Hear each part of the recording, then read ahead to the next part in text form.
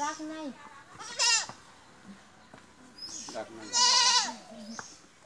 বয়দা বইরে আছে জীবনে না তো সকালে আসে এই 7:30 উঠে যায় যে বিগির পাটা দুধ হওয়া লাগে না কেবল দুধের সাইজ আসছে দুধ খাচ্ছে আচ্ছা চলে আয় চলে আয়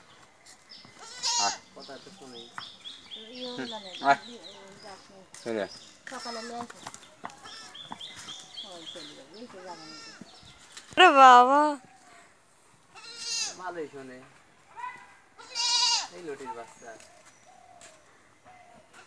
কাল ফাল্গুন জন্মাইছি তো শালাকে একবার বেজা ডাক নাই কি করো খালি খালি হয়রানি করে লাভ নাই